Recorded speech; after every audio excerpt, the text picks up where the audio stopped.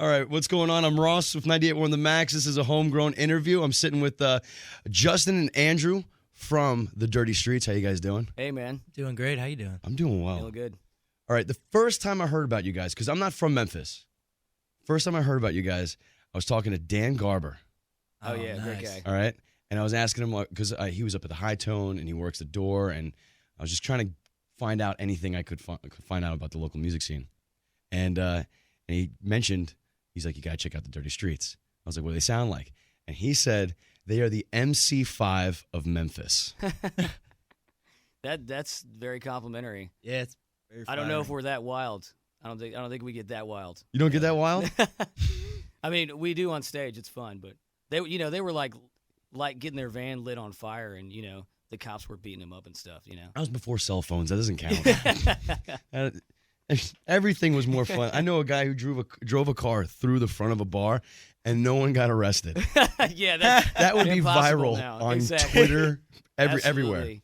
Now you drive your car near the bar, and and they pull you over and ask you what's going on. And then they'd probably call you sexist. They just throw that somewhere into there too. No, but seriously, I was listening. You got the new album White Horse, Mhm. and this is the third album, the third, I guess, LP that you guys have done together. It's the fourth, actually. Fourth. Yeah. Okay. But that's because we released two independently, Okay. and the first one a lot of people don't know about. So Okay. That was before Movements. yes, Portrait of a Man was the original one we did independently, and Okay. that was recorded. I mean, our friend Andrew recorded that in the High Tone. You recorded it in the High Tone, the while, old High Tone. while it was closed. Like in 2009, because the album came out like at the end of 09. Okay. So this was like probably around the summertime of 09. Yeah. And it was one of those things where he was like, "You need to record an album. I'm gonna do it," and he just set it completely up for us and did us a huge favor. And it was kind of a way to just get into the mode of recording and Yeah. cutting songs. We cut a whole album in there, and that's the original album that came out. Something really honest about recording in the place that you play at. Yeah. Absolutely. Yeah, That's absolutely. pretty authentic. And now that place is closed down. They moved it over Yeah. to Cleveland. So it's kind of cool. At the time, I didn't think of it, but it's kind of cool now that we have, recording from in that space because we play there a lot during that time. Oh, I believe it. Oh, I just hope they kept the Congaree photo. I mean, the huge Congaree mural of. Yeah, on the side of it. I hope they kept that no matter what it was. Congaree is the artist, right? He's the guy that owned the building when it was a dojo. That was Elvis's dojo, Wait a minute. and So you mean to tell me where a Elvis- Sports Junction is right now Yes, was where yes. Elvis learned Yes. karate? yes, absolutely. Crazy. There's a photo that's still in there, and they did keep it. It's still in there. It's a photo of Elvis. And Oh, they did keep it? And Kangaree. That's the most amazing thing I've ever heard. yeah. That is It makes it incredible. way cooler. Yeah. I can't. Because what is it? It was a hookah lounge right before. Yeah. Like that. There's something. I don't. I know. You It's- can't write stuff like it's that. weird. I know. Yeah. Oh, I love Memphis for these Mhm. reasons right here. Absolutely. All right. So I guess now you're not recording in high tones anymore. You're, No. Like where was this last album, White Horse, recorded at? At Ardent, we did it at Ardent Studios. Okay. Madison, yeah. And it's that place has a history of its own. Yeah, A that's. lot of albums. Oh yeah, it's so relaxing to record there. You think like a band like ZZ Top? Absolutely. They're like, all right, well, they're gods in their respective state Mhm. of Texas, but they come here and record basically all their albums. Yeah, they Mhm. kept going back. They kept coming back for album after album, and I think there's a reason for that because the studio has a vibe to it. Absolutely. That you really can't explain. It's just got it. I think the main thing about it is it's relaxed. Mhm. In most studios you go in, they don't really feel relaxed. They feel kind of uptight, like because you're not allowed to smoke in certain areas, or you're not allowed to. You feel like you're not allowed to drink, or you know what I mean. You Yeah. feel, it's more like a science lab than it is a. You don't Yeah. want to break place- anything. Yeah. So you Yeah. come from your practice space where you're all relaxed and you're just jamming and you're making music and you're like, yeah, I'm feeling it. And then you come into this place that's like a laboratory, and they're like, do that same thing. It's really hard to get back in the zone. But Ardent is one of those places where you can just go in there and you can knock it out. That's awesome. Yeah. That's awesome. And how long? So how long you guys been together? Because you can hear. I mean, I didn't hear the first one, the first album, the fourth. Yeah, this is the the fourth high tone album. I'm gonna call it the high tone album. But you guys have definitely gotten better quality. You guys got, I mean, it seems like with every album that goes through, you guys are getting more in sync. You guys sound like, I was writing this is when I was listening on the way in. This is when I hear your music, this is what I listen. It's a soundtrack to a cocaine deal in the 70s. I'll take that. Yeah, I can take that. Or it's the after party at a porn shoot. I'll take that. I'll makes take that sense. more. Okay. Or senior skip day at the lake. I never got to go to any of those, sadly. You never had to go to any of I those? didn't get senior skip day. I missed out on senior skip day. After my porn shoot, I missed out on the after party. Well, Justin, you're going to have a great time in Europe. Let me just tell you that right now. I think you're going to have all those opportunities and more. Absolutely. Can't wait. What's it called? Who put is this the first time you guys are going to get to go to Europe? Because you guys are going, I just read, but by the way, it messed me up when I was looking at the tour schedule, how they put the day first and then the month and then the year. European style. That messed me up. European style. Yeah. Oh yeah, I didn't look at it, I guess. You were like, what's the 16th month? I was like, these Special. guys are crazy. These guys are nuts. Yeah, that's a European thing, Yeah. I've been to Europe before, but never on tour. So Okay. Some of that forward to metric system confusion, Absolutely. So, and have you been to Europe before? Oh, I've never been out of the country. Really? So you got to get the passports, the whole nine. We had to do the whole thing. Yeah. You have to get shots? No, none of that. You don't have to get papers or anything. Okay. Yeah, you don't have to be quarantined. All right. I've never been to Europe, so I'm like, you got to get my shots today. Got to get everything in line. Yeah, no, It's those damn European mosquitoes. Yep. I've actually had to do that in the past, but it was coming from Asia. I came from Southeast Asia, and I had to get some shots to come back. Okay. I don't know if it was the amount of time that I was out of the country or what, but Take no chances, man. no, they don't take chances here. This is America. You know what? Everybody's worried about, how hard it is to get here. Yeah, It's exactly. not that easy. No, you getting out of the country is usually the fun part, and then coming back in is they think something happened while you were gone. You're a different person now. And I was spying on your Facebook too before I came here. With this new album, you're getting reviews, and maybe this is not new. Maybe you've experienced this for a little bit, but they were doing reviews in a Spanish magazine. Yeah, we've had a few of those in the past, but I would definitely say we've gotten way more this album, French and Italian, Spanish, German. How does that feel? I mean, That'd you be can't read wild. them, so it feels real good. Yeah, 'cause, that's feel good. You just assume it's good Mhm. because you can't read it. I mean, they have the thing on the internet now. You could just translate it, but it doesn't really make much sense when you translate it. No. yeah. There's always the jumps Yep. and. Yeah, it'll be like You throw some slang word power in of there. guitar, blues Memphis. It doesn't. Well, one of them Everything's kind of out of in order. the Spanish article at the bottom it said ZZ Top and Allman Brothers Band. I was like, man, if you can't read that, but you know they're writing about you, and they put those two bands in there in Exactly. the same paragraph, that's got to be Yeah, that's definitely that's cool. a good yeah. sleep. You had a good sleep that night. Absolutely. Yeah, I did see that article. That's the only thing I could understand out of it, but that's good enough. That's Definitely. at least I know they get it in some way. I'm hoping that it'll be a good precursor to people being able to see us over there. We do have a lot of fans from that area that have been sending us messages and ordering CDs for years. Like I've been mailing people CDs, by hand myself Mhm. for years over to Spain and to France and to Italy. So it's cool that we're going to get to go over there and see some of these people that have been fans before anybody else, That is wild. Yeah. That is wild. That's the coolest part to me. Even if it's only, a few people that I get to meet, that's just really cool that I can meet the guy that I mailed the CD to. Oh yeah, that's definitely got to be the best part. when our first album came out. So, yeah. What a cool feeling. absolutely. And you guys born and bred in Memphis? No, actually, none of us are. Thomas Thomas is the only one from Memphis. Justin's lived everywhere. I'm from originally from Shreveport. Okay. He's a Louisiana guy. Was born in Texas, but I lived all over the world before I moved to Memphis. Army brat. No, my parents, like I told you, my parents were actually missionaries. Okay. So, Okay. and then I was led astray into the dark Into territory. rock and roll. You found solace in rock and roll. Well, I've lived in Memphis. It was Memphis that did it, you It's Memphis's fault because I moved here like 17 years ago, and ever since then it's just been It's been bad news, Ross. Yeah. It's been bad news. It's been bad. This I is went a- down a bad road, man.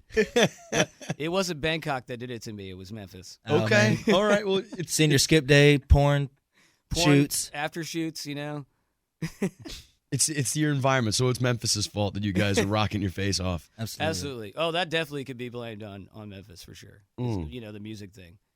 I was already into I will say this, I was really excited about moving to Memphis when I moved here, just because my dad always listened to the blues, and I was raised listening to blues music Mhm. because of him and playing it on guitar a little bit. And I was really excited when I moved here because of, you know, the history of Memphis and Memphis music, you know. So that definitely did have a lot to do with the direction I started going, you know, from when I moved here in high school. I will definitely say that. Okay, so you moved here in high school. Yeah, absolutely.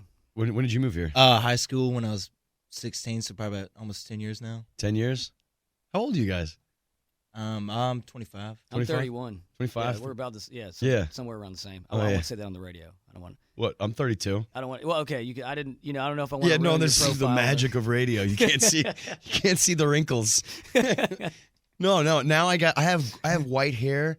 I was talking to this girl and she goes, "You got a little mashed potatoes." It was Thanksgiving. You got a little mashed potatoes in your beard, and I had like a beard at the time.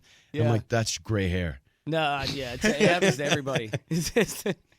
That's just what happens. Yeah, absolutely. You know. I'll take it though. I'll take it. I Oh, don't mind absolutely. aging as a man. No, I I really mean, don't. I think it's normal for everybody. I think that's one thing that the obsession with not aging is something weird, and that we have now, Yeah. where people just they can't. And you look at these celebrities on TV, and they just look disgusting. Well, that's what Bill Burr said during his one of his specials. He's like, "Do you want to look 50 or do you want to look like a 25-year-old lizard?" Exactly. That's really, I mean, yeah. everyone loves That's true. Richard Gere and Pretty Woman. That and Officer and a Gentleman. Officer and a gentleman. You age with wine, you know? He Or like it, one of those. he's looked 57 for the last 57 years. Absolutely, yeah. I don't know what he's It's like doing. Robert Redford. He just, he aged for like a good 15 years and then it just stopped. And for 3 decades, he's been Robert Redford. Oh, yeah. He looked the same. Yep. Looks the same the whole time. Oh man, lucky bastards, lucky bastards, and it's still working for him. It's all the kombucha out in L.A. and stuff. You know, they got the kombucha juice and. I just saw somebody The kale buying that at salads. Whole Foods. I had to Google it. I didn't know what it was. I was like, because I looked at it. It I just know now got out here. You know, I don't know They've what been it doing is. it out there Yes. since the 80s. Well, because I looked at it like kabuki. Is that that's like Asian plays right there. Yeah, They wear yeah. hats and stuff. It was like, oh, kombucha, and then all it is rotten fruit, right? It's like fermented green tea. Fermented green tea. As I understand it. Rotten fruit, fermented green tea. Rotten tea, whatever. rotten fruit. It's all the same. Yeah. It's rotten, is what it is. I just had sake for the first time not too long ago. Oh, man, it's it's great. The best. The best part about sake is you can get really drunk on it, and you get sober really fast. Really? Yeah, just go. I don't know what it is. It's like it works its way through your Asians got all through the your secrets. bloodstream. They got all the secrets? Yeah. Yeah, It's because there's Absolutely. tiger tooth in it. that's what it is. Yeah, I don't know if it's the tooth. Dude, Some part of the tiger's in there. I'll tell you that. probably much. the testicles. Uh-oh. It's probably the testicles, more than Yeah, likely. absolutely. I didn't know if we could say that on the radio either. Yeah, Can you- poached. Yeah, I think testicles. I think Poached testicles. Poached testicles. Asian rocky oysters, tiger testicles. It's scientific if you say testicles, so you could say that. Right? That's how I look at it. Absolutely. Uranus. You're We're really. You're educating the people right now. right now, yeah. With- Well, maybe this is not what's going to go on air. That's fine. Maybe this will be on the Facebook page That's better. and the website. Probably, yeah. But I say penis on air all the time. But I always wonder, I'm like, 'cause how many different ways can you say it Yeah, I mean, without offending? Because you have to go for the person that's going to not be offended. absolutely. Like the easily, like you don't want to tick them off because they're the ones who are going to call. But most people, I guess I just don't know the American public well enough. But I would assume that most people would just change the channel if it's something that offends them. But You think that? you would think that. but I think you just batten down the hatches and you get in for a fight. It's like that you ever seen that meme when it's like when I get in, it's Kermit the Frog on the typewriter. It's like it memes like whenever I get in an argument on Facebook and he's just going like crazy. It's like a tornado of green Yeah, that- fingernails. So it's more like that, but on the phone, or they send you emails. Yeah, people just want to be pissed off every once in a while. Oh, absolutely. They just People want love to be it. mad. Yeah. It's like people. All right, All right, you guys are a rock band. Yeah. You're not a metal band. No. Metal fans are the most stuck up. They critique music in a way that no other fan could. I believe that. Yeah. You ever experienced that? Yeah. I Have think you we've been? all- Have you been the person critiquing? No, I don't think I've ever been. I mean, maybe in middle school I was a little more like, oh, that's terrible. But I always had kind of a wide music taste. But, both of us, because we've had kind of that music taste, Andrew and I Yeah. have both been in the metal scene at some point. So Okay. we've Well, definitely yeah. experienced it firsthand. Yeah. Yeah. No, yeah, for sure. I mean, it's like especially because it's a technical style. So right there, you already have people like searching for technicality. They're like, oh, Yeah. they messed up. I don't like it. Yeah. He's playing too And slow. if there's not technical proficiency, they could just Oh, go, yeah. get that out of here. And you know what it is? Metal people in the metal scene, they're not dumb. Oh yeah, Like- absolutely not. Like it's amazing. And I didn't know this They until read the most books, probably any of them. Exactly. They read the most books. I guarantee if you took an IQ of like metal, like any scene, respectively, I think metal would have the highest IQ. Oh, yeah, I could see Yeah. that for sure. Yeah. There's a lot of, I mean, I'll put it to you this way. 2 of my high school friends that were really into metal and were in metal bands are now scientists. So Oh Yeah. wow. if that tells you anything about it, I I think it makes a lot of sense. have a friend who was in metal bands in Atlanta. They used to go to the flea market, get pig heads, put them on pikes during their show, and now he's the boss in a media company. Like he's the guy, clean shaven, the whole nine. Tried to hide everything on the internet. Absolutely. yeah. It never works. You can't hide the internet now. He tried to. I found all of it. I found it when we first started working together. You son of a gun, man. You son of a gun. Oh, by the way, you guys are selling bundles. I saw the bundles. We'll talk about this at the end, too. Absolutely. Yeah, but you guys are selling bundles of the new album, White Horse, T-shirt, CD, Yeah. LP. Yeah, we're it's a special limited edition LP and a T-shirt that we just have a few of with the album cover printed on the front Nice. from the label. Who did the album artwork? This guy named Joshua Mark Levy, who lives in Asheville. He's done a lot of album covers for bigger artists. Okay. He's a great artist, though. I mean, I saw his portfolio.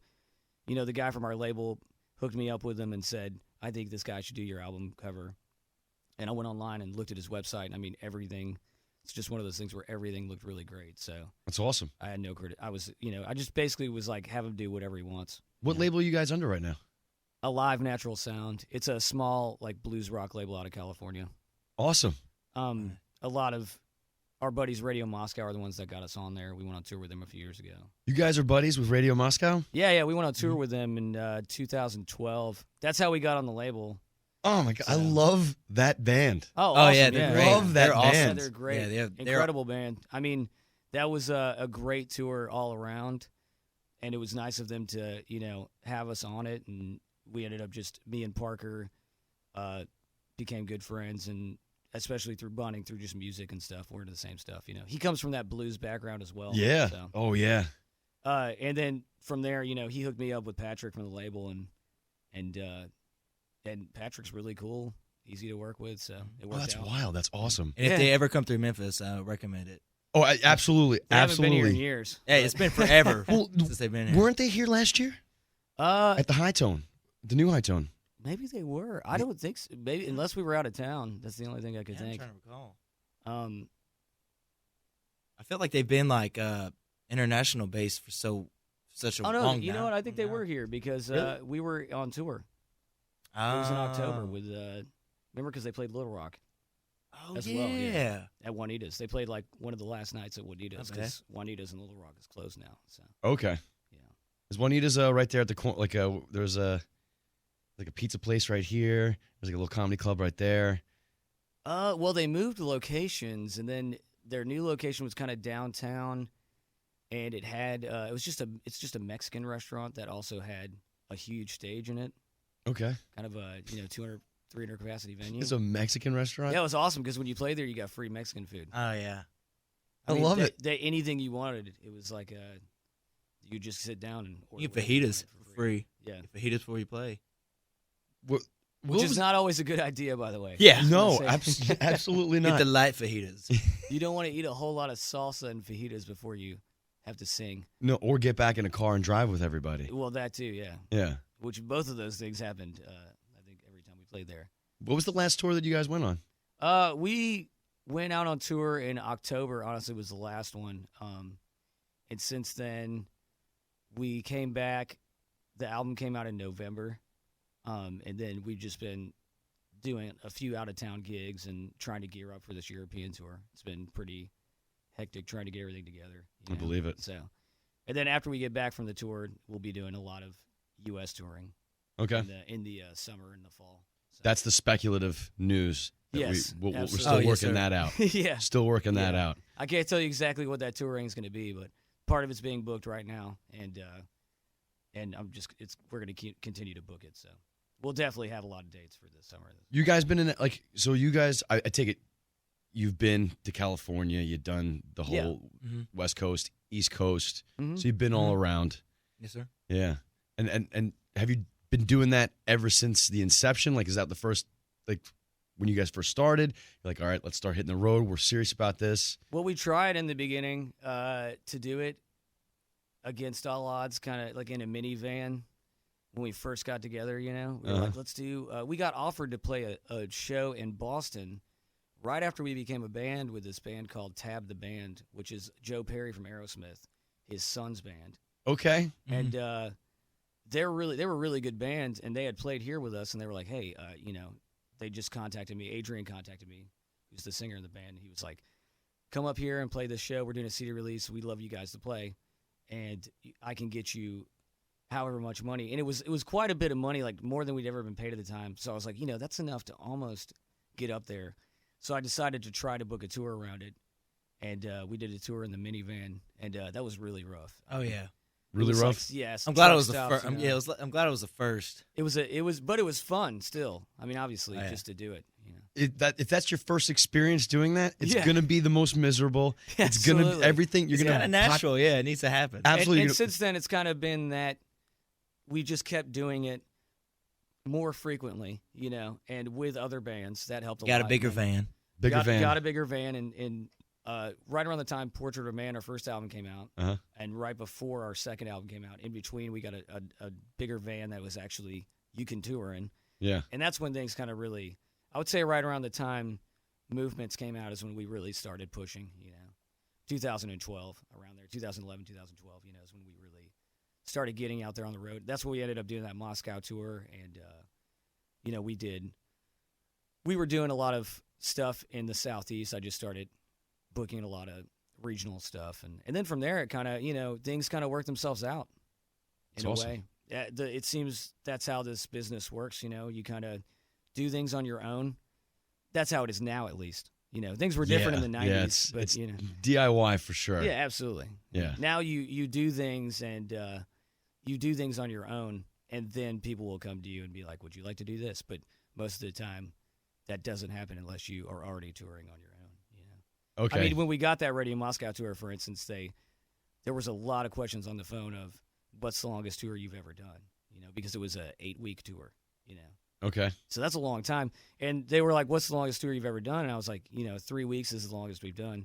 And they were really hesitant to put us out because in their minds now, they don't want to take the risk of you break up and, Yeah, that's 4 very. weeks That's a into the very. tour. I would imagine that's a very real problem because I mean, absolutely. Yep. And then you're breaking contract, and it's a big thing. yeah, So money has already exchanged hands. exactly. So Yeah. therefore now the way that's just kind of how it works. You got to tour on your own and then you get support tours and, So the longest you were on the road was for 3 weeks, and then they said, "Okay," like it was.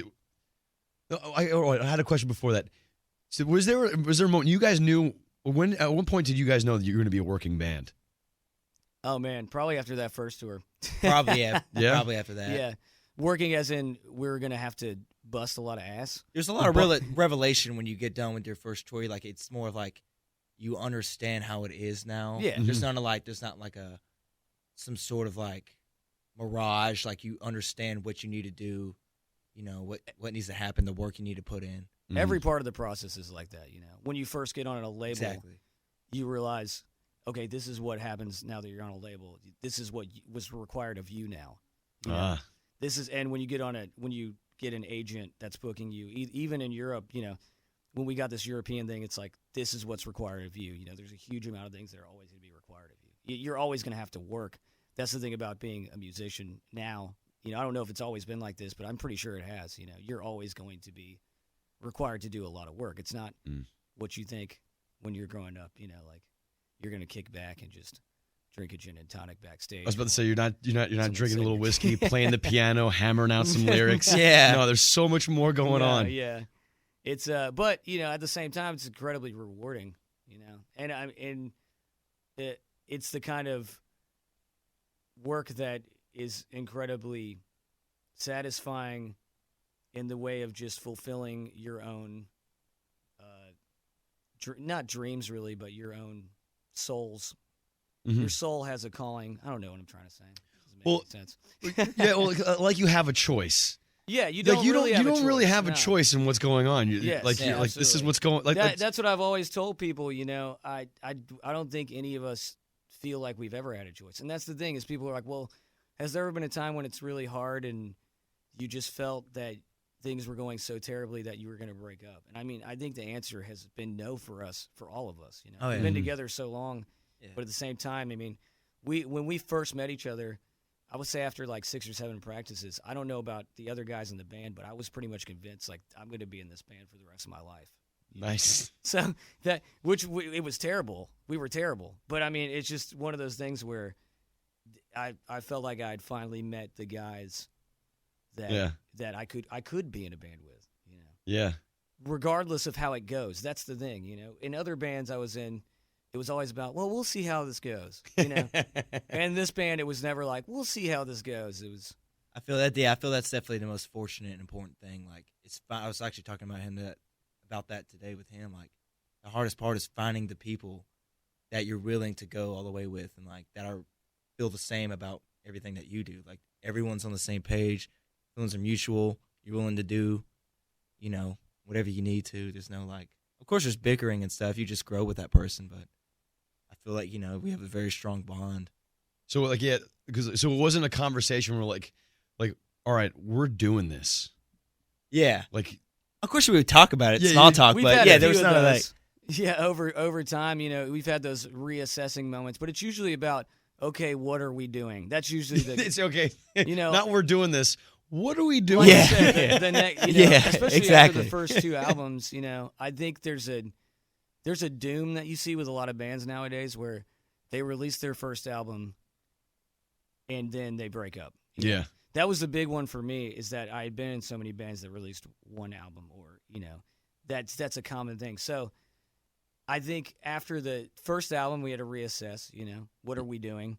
And then after after that second album, you reassess, okay, what are we doing? And after every album, we're always doing that. Luckily, after this album, we already had some stuff going on before the album came out, so it's helped a lot. You don't have to ask yourself as much, okay, what are we doing? It's more things are already in the process of happening, and we're in the process of working on other things. We're even in the process of still writing, so we're trying to keep that going. Awesome. So awesome. Because we're in a really good spot right now as far as creatively and chemistry-wise. We've been together a long time, so it's easier to write songs. And when you have those moments where the creative juices are flowing, or you're firing off some songs or some lyrics, daily, you got to really grab a hold. Definitely of those take times, advantage of that for because sure. you as a writer or as a band, you hit those streaks where it can be. Oh yeah. You've heard bands, big bands, even the albums where you can tell you're like, all right, that's the time where they hit the writer's block. Yes, yeah, and they just had to come. They had a contractual obligation to put out an album. They called 7 producers, and it still didn't. They just couldn't hammer it out. Yeah. Well, that was Tom Waits, because there was a TED Talk about that. Tom Waits was talking about how the frustration when creativity or inspiration hits you, when it's like an inopportune time, and he said he came up with the perfect way to look at it. He was in traffic, and like in LA, 'cause traffic's always terrible out in LA, and he's sitting there, and all of a sudden, a Tom Waits song goes through Tom Waits' head, and he says it's brilliant, it's beautiful, but then he looks up and says, if you wanted me to write it, You would have given it to me when I was in a better situation to write it. And so he just keeps on driving, and then he's fine. Yeah, that sounds about right. That was like a coping skill. LA traffic is insane too. It's as bad as everybody says. I Oh, mean, our my. label is out of Burbank, and last time we went to visit the label, we left, and it took us over an hour just to get out two of, solid hours two from solid downtown hours, yeah, to get out out of LA. Yeah. to out, because there's so many suburbs outside of it. It's such a huge metropolis that it's technically all LA, that it just takes forever because Just keeps going, man. Yeah, boundless amount of cars. that's it it. keeps going. And they're Forever. like 8 wide. Yeah, you know, like absolutely. Yeah. eight lanes wide. Yeah, it's something that I'm sure everybody just gets used to out there. What was the best reception you ever got? What was a place you walked in? You're like, I want to come back here. New York the first time we played New York Oh, yeah. City, man. Yeah. And you know what? I'd always, in other bands playing New York City, had never gotten a good reception. It had always been kind of a rough crowd. And so before we went in, we were having like a pep talk, and I was like, man, just Yeah, these people see a lot, and there's a good crowd out there, but they're probably not going to like it. And it ended up being one of the best shows every time. oh We yeah, played New York is City, always awesome. Yeah. Always awesome. Always awesome. We've Where- never had a bad show. Where'd you guys play? Man, a few places now. The first time we played in a basement bar underneath a restaurant called Acme. Okay. And let's see, the second time. Yeah, the first day it was like that was in Manhattan. The second time was the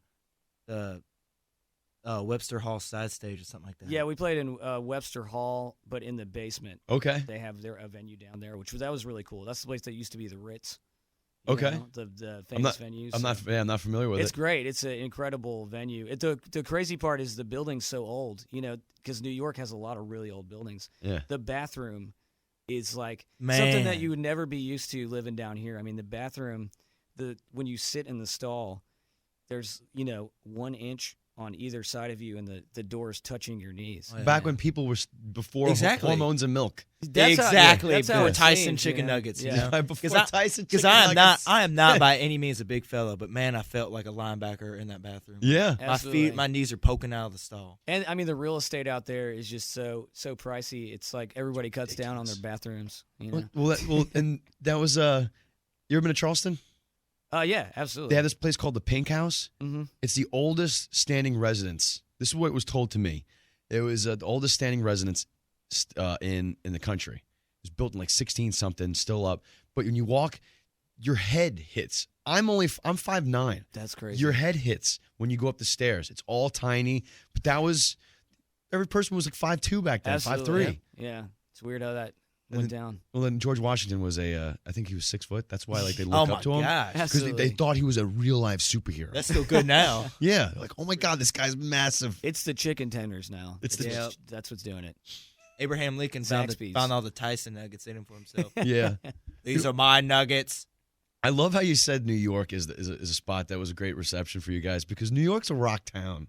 Totally. And then surprisingly, I would say one of the other really good shows was Fargo. Fargo. Oh yeah, Yeah, that was man, on the that's- Moscow tour. That's one of those. With Radio Moscow, we did a lot of Midwest. Parker's originally from Iowa, Uh-huh. and he transplanted to California. So, since he's originally from that area, they had a lot of hookups out in that area. So, we played in Fargo, and that was one of those shows where we're driving it up, and it was just so surprising. We got in the venue, and it was packed front to back. Everybody was there, just excited to see live music. The Midwest is, there's a lot of stuff going on out there, man. Yeah. Honestly, absolutely. Just a lot of, as far as music goes, a lot of music fans, and I feel like rock and roll is still kind of going out there more than it is. What's funny is I keep hearing these big '80s the guys like Gene Simmons coming out and saying rock is dead, and I'm like, I don't think it's changing a little bit. Like there is it seems like everybody woke up one day and discovered Foghat. And like Yeah. and like 70s rock and roll Absolutely. is on its way back. Mhm. And they're like a band I wanted to go see Graveyard tonight Oh, they're in great, Chattanooga. man. Oh, they're They're all so good. Because Oh, they're yeah. playing Chattanooga. I think they were in Kentucky right before this, Mhm. but and then they're gonna hit Atlanta. But that band, like those guys, Truck Fighters. Oh yeah, we played we with saw them. them too. Yeah, Yeah, we played with them in Austin yeah, they're awesome too. a while back. Swedish rock, Sweet. I mean, it's kicking ass. they just I mean- kick ass. It's simple. They just I mean, that's I put you guys in that league. That's Thank you awesome. very much. I mean that you guys are playing That's rock awesome. and roll. Yeah, Like, I mean, my parents like conceived me to. yeah, That's- absolutely. Yeah, I mean we started out just wanting to play. I mean, we were all into this type of music when we met each other, which was cool. It was hard to find people to start a band with, honestly, at the time when we started that wanted to play this kind of rock and roll, that wanted to play anything. My guideline was just anything blues based, honestly. I just wanted to play blues based rock and roll. Okay. And it was hard to find people at the time. Now it's crazy when we go on tour. We play with so many good bands that are definitely into the same stuff as us. You know, Who's the band that you wish more people knew about and deserve more respect than they're getting? that's hard, man. I mean, I would say Radio Moscow, but now they're just blowing up pretty big. You know, Okay. especially overseas. I mean, they're huge. See, I consider them to be known for a while now. Absolutely, yeah. Like, Yeah, because I was I listening to guess them like on a- 5 or 6 years ago is when I Yeah. discovered them. I was like, Yeah. all right. Heavy Eyes would definitely be a band that, Love those Oh, yeah. guys. yeah, those, you know, Love those Trip Yeah, guys. those are good friends of ours. they're like brothers of ours. You know, we started our bands around the same time. Okay. And I lived with Trip.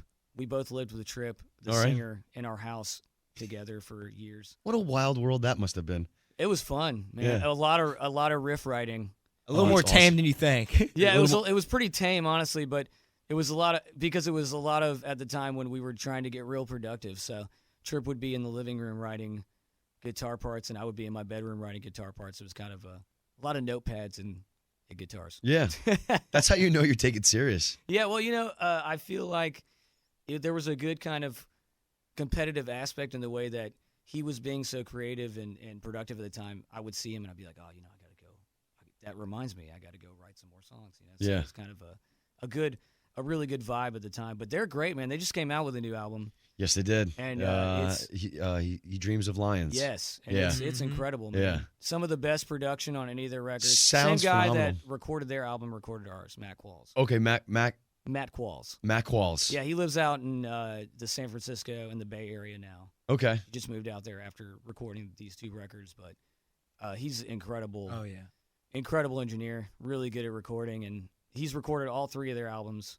Okay. He's worked with us on 3 of them, done different things. He assisted. Does he come out here to do that? Well, he had been living out here until just right after those albums. He moved in the summertime, Oh, okay. so Okay. So you guys recorded White Horse. When did you guys record it? and we recorded it in the summertime. Mhm. Because of him moving, it took a while to come out because of the fact that we were having to mix. He was sending me mixes from California, so Okay. it was one of those things where he hadn't even moved his stuff into the house, and he was mixing. I kind of felt guilty in a way because He wouldn't have it any other way. But, He you know, really would. I I remember felt bad one- for his girlfriend. yeah, that's Feel what, bad. Yeah, feel bad for that. but he did a great job, man. And I mean, he worked really hard on it, and we had a lot of conversations before we did the record, all of us, the band and him, about how this is how he wanted to sound. You know, we had a very specific drum sound and guitar sound and how the vocals should sound Yeah. production-wise, and he just knocked it out of the park. He did such a good job at taking me, who I don't really know a lot about recording or production. What I know is I can explain, this is how I wanted it to sound. You know, can you make my voice sound like it's doing this or doing that? And he took my communication and somehow made it work. So hmm I couldn't be happier with the way it turned out. And I think that Heavy Eyes album, honestly, it sounds amazing. Really, It sounds good. really good. But I wish more people knew about them. I mean, a ton of people do know about them, but What's funny is I was a friend from Atlanta. I was living here for about 6 months, and he hit me up and he's like, "You gotta look up the Heavy Eyes." absolutely. And I was like, "All right." And then after, as soon as I found him, I had Wally and Eric here, That's awesome. and we Oh, were yeah. talking because Tripp had already moved to Texas. Oh Texas, yeah. I guess He lives he's in Austin. lives in Austin. This is before I think they started recording He Dreams of Lions, and then actually because Wally is in a side project, Stone Riders. yeah, Yes. Stone Rangers. Stone Rangers. I'm so good. Yeah, Stone Yeah. Rangers. My band actually got to play with them. Oh, that's and we, awesome. And we played the P&H. and that was like I was like awesome. Like, and it's What show was that? I think I was at that there. We show, were yeah. there. you were there. Yeah. Yo, I just realized that It was just like you. last Yeah. month. That makes it was a lot of sense. it was right after Thanksgiving. Yeah, you were Yes. playing guitar. Yeah, Correct. Yeah. yeah. I remember that. Yeah, that was a fun. That was fun. I never saw. I got to see Zigadoo Money Clips. Awesome. Oh And yeah. I the whole time I'm just dancing. They got this some- is so much. They got some fun. awesome horn hooks, man. They really, really do. You know what? Once you put brass in a band, it changes everything. Yeah. It's like a steroid shot of something. That was a fun show, man. Oh yeah. That was a good fun time. day. I got dude. This is how I know that when anybody criticizes rock stars for them being like drug addicts and stuff like that, I'm like, all right. Before we even got done, we just got done playing our last song. Guy comes up, goes to shake my hand. When he shakes my hand, he goes, "Hey man, you guys sounded great. This is a weed chocolate. Only eat half of it. Eat the whole thing. You might hallucinate. Great job. See you later, bud." And then just walks out. And I'm like, I'm a nobody. I'm less than a nobody, and people are giving me drugs. Yeah, that's definitely one of those things, Yep. man. I feel like you get offered a ton of alcohol. Mhm. You know, one of the things when you get to the club when you're on tour, Yeah. a lot of times you'll walk in for a load in, and it's like 4:00 in the afternoon, 5:00, and the bartender will be like, "What do you want to drink?" You know, Yeah. and I've never really thought about it for the longest time, but I mean, really, there's not a whole lot of other professions where at 5, the first thing they ask you is, "What do you want to drink?" You know, Yeah. So it's really easy to. You usually don't go on till 9 or 10:00. Especially man, because so. the touring band is like the army. It's like hurry up and wait. Like you get there and then you get your stuff set up and you wait for 4 hours or whatever until you don't have play. anything to do. Yeah. you don't have anything to do. So That's a lot of people. That's the time when you drink a lot. You know? Yeah. And the thing about it is, you'll drink, and by the end of the tour, you realize how much you're drinking. You know, it's one of those things that is kind of compounding Yeah. because your tolerance goes up, and then that's just alcohol. There's everything else too. Yeah. Yeah. That's- That's yeah. I'm about to say that's just That's alcohol. free a lot of free drugs. You know. Yeah. So it's hard not to do it. I would think, you know what, and now kind of like going back to when Radio Moscow was like 3 weeks, huh? Yeah, like, all right, we're gonna be doing. I think that- we're gonna be doing that for Yeah, 8 weeks. The first night of that tour, that was. the That thing- was something else, man. I'll tell you that much. Yeah. It started in Lake Tahoe. Was the first show of the yeah. tour. So we had to drive up there to Lake Tahoe, do the 8-week tour, and then drive back. And we had a couple shows on the way back. So for us, it was like pretty much 2 months. Really, yeah, man. yeah. It was the tour itself was 6 weeks. We took an extra week to get out there and a week to get back. So Okay. the tour itself was 6 weeks, and it was And you played shows the whole way out Absolutely. there. I You mean, didn't there- waste any time. there were barely any days off on that tour. As well. Oh, yeah. So, I mean, Ugh. there was times when it was 17 shows straight without a day off, 18 shows straight. So. I see the one thing that always gets in my head, and I always suffer from sleep anxiety. Sleeping when you're on the road. You don't do it very much. Yeah. I'm a wussy, so and plus they drive it. I don't do any of the driving, so I'm always just He gets I to sleep immediately a lot, pass out yeah. after I play. You're one of those people that can just sleep. Yeah, Oh, You absolutely. You are you have a gift. I got it from my father. He could just sit. I mean, we get in the van, Yeah. and as we're not even to the gas station to gas up, and Andrew's just out, You're such a lucky guy. sitting up. I just think you're the luckiest man on the planet. I guess start playing drums because I guess it's exhausting thing or something. I don't know. In the Yeah. very early days Yeah. of touring, we actually ran off the road at 80 miles an hour into a ditch, and this was very early on Mm-hmm. because we were just tired, and we were Yeah. so close to Memphis. This was maybe 100 and something miles, 115 miles outside of Memphis. Oof. We ran off the road at 80 with the cruise control on, and we all woke up. We hit this ditch, and we're just freaking out. Everybody's screaming, "Oh my God!"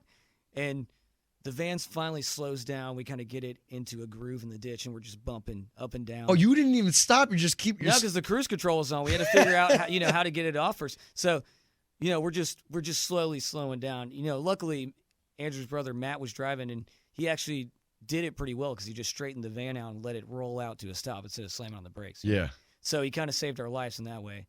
But when we got to a final stop, we pulled back up on the road, and I remember Matt was like, "Is everybody okay?" And everybody said, "Yeah." And we turned around, and Andrew was still asleep. He slept through the whole thing.